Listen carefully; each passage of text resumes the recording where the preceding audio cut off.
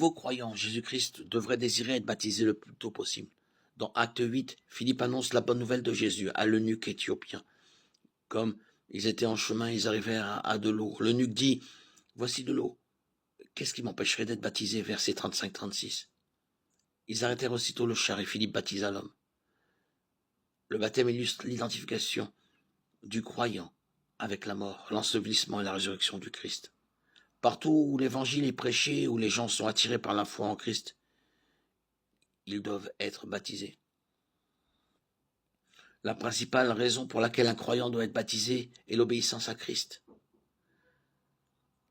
Dans la grande mission, Jésus dit à ses disciples, « Tout pouvoir m'a été donné dans le ciel et sur la terre. Allez donc faites de toutes les nations des disciples et baptisant au nom du Père, du Fils et du Saint-Esprit, et enseignez-leur à observer tout ce que je vous ai prescrit.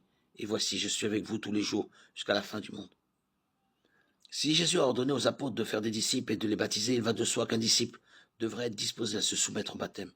Il n'est pas logique qu'une personne prétende être un disciple et s'oppose ensuite à la première chose mentionnée par Jésus en relation avec le fait d'être un disciple. Cela équivaudrait à un disciple qui refuserait d'apprendre tout ce que Jésus a commandé afin de pouvoir y obéir. Le baptême d'eau en tant que rituel ne sauve personne. L'obéissance requise pour se soumettre au baptême non plus. Le baptême est une image extérieure d'une transformation intérieure. Il représente l'effacement des péchés, ainsi que la mort, l'enterrement et la résurrection du Christ au nom du croyant. Le baptême montre l'identification du croyant avec le Christ.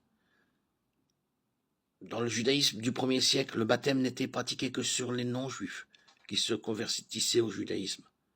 Lorsque Jean a commencé à baptiser les juifs, ils admettaient qu'à cause de leurs péchés, ils n'étaient pas mieux lotis que les non-juifs. Comme les non-juifs, ils devaient se repentir.